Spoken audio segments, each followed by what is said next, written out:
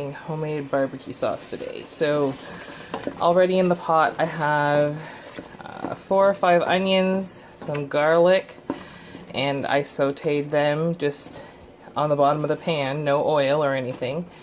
And now I have 5 small cans of tomato paste, so the 156 mLs. It's about 6 ounces of tomato paste in there. A little trick with your tomato paste: if you let your tomato paste cook before you add your other liquid in any dish, not just in barbecue sauce, you get rid of some of that metallic taste. So that is what I am doing now. Okay, so my tomato paste has now been cooking for about 5 minutes. And your nose can smell the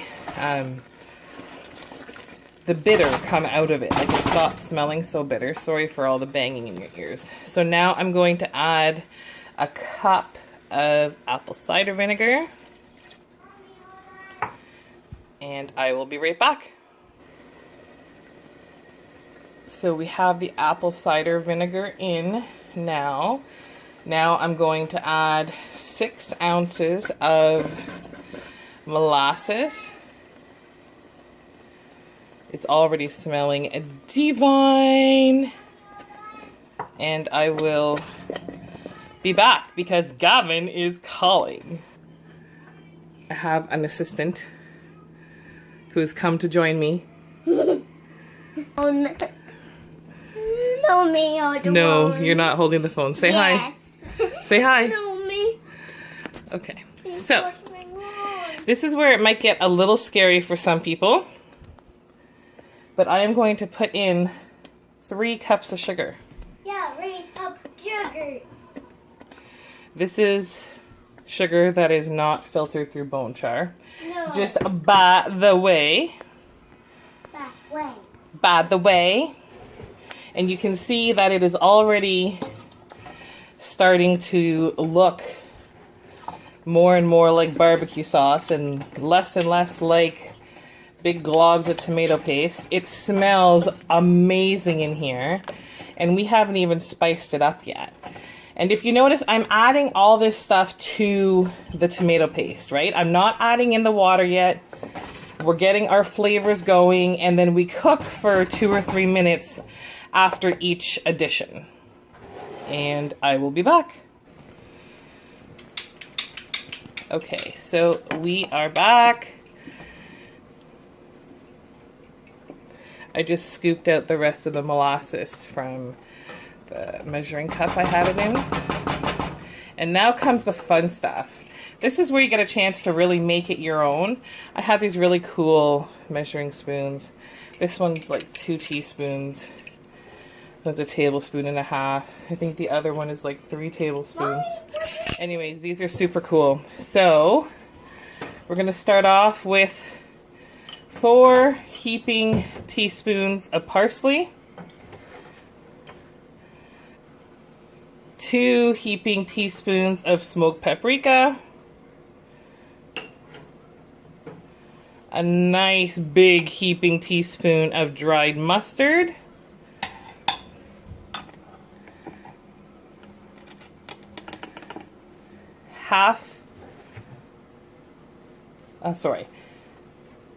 that was 2 heaping teaspoons of dried mustard. This is 1 teaspoon of chili flakes. This is probably about a 1/4 teaspoon of cayenne.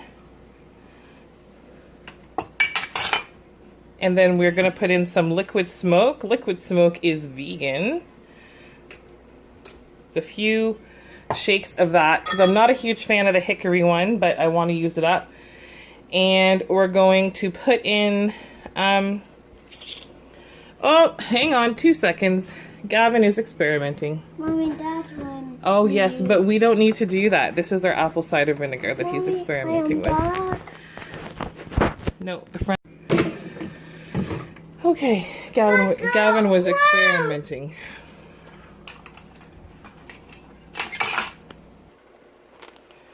Okay, so now we're going to add in 1.5 tablespoons of vegan I call it Wish You Were Here sauce, but it's Worcestershire sauce. A teaspoon and a half of that. And that is the brand that I'm using. And then we're going to give that a stir, and I will be back. So look at how amazing that looks. It's dark, it's rich, but we're not done yet. Now we're gonna add in a cup of your favorite dark rum. Yeah, dark rum. Dark rum. Gavin's writing down the ingredients for us. Oh, he's awesome. And the alcohol is going to cook off. Don't sweat that. It's just going to leave a nice flavor behind. It's going to be a nice depth. And now we're going to add some water. This is vegan water, of course. Okay, so I've added 4 cups of water. Mommy, what does it mean? What? So that seems like a lot of water, but I am going to cook this for a few hours now.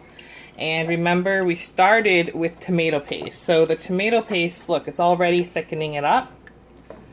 And it will continue to do so. Look at that sauce already. Mommy, this sauce right here? Yeah, we're making barbecue sauce right here. Barbecue sauce. Yep, so we're going to let this cook out. And we will come back and check on it. We're going to let it cook probably 3/4. So it's on number 4. My stove, I don't know, goes up to 9. So it's on 4 right now. And I'm just going to let it cook probably for about an hour and come back and give it a taste. See you then.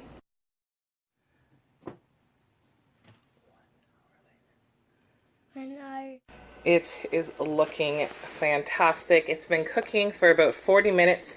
So I've just got my immersion blender here and I'm just going to blend it out smooth. Hopefully. It might be a little loud. So a trick with your immersion blender, don't just put it on the bottom like this. You want to sort of work it on an angle so that you get more things smooth. I apologize for the noise.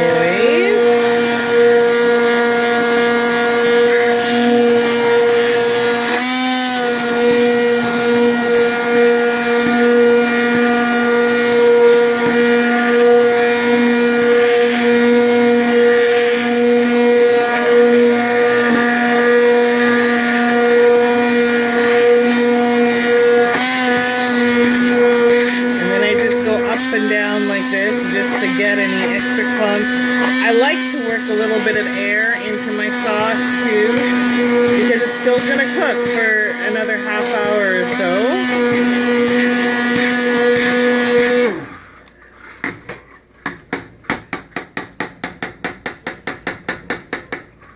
And then I just put it, I keep a measuring cup next to the stove. And I just put my tools in there. And Gavin is very loud. Oh, okay. Unplug the immersion blender. Now let's give it a little taste. So far, it's not super thick, but it's not super thin. And you've just blended out a lot of the pieces of the onions and stuff. I don't strain my sauce. Okay, I'm gonna have a little taste. That is really super nice. I am going to add another cup of sugar, however, and probably about a tablespoon of pink Himalayan salt. And we will just let this cook for about another 20 minutes.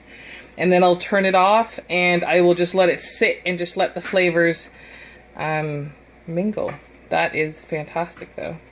So we're just going to keep cooking it to thicken it up a little bit more. Yum! So it has finished cooking. I have turned the heat off and I am just going to put the lid on and just let it sit for a couple of hours and let the flavors continue to mingle. And then I will put it into jars and get it into the pressure canner. Thanks so much for watching, and we'll see you soon.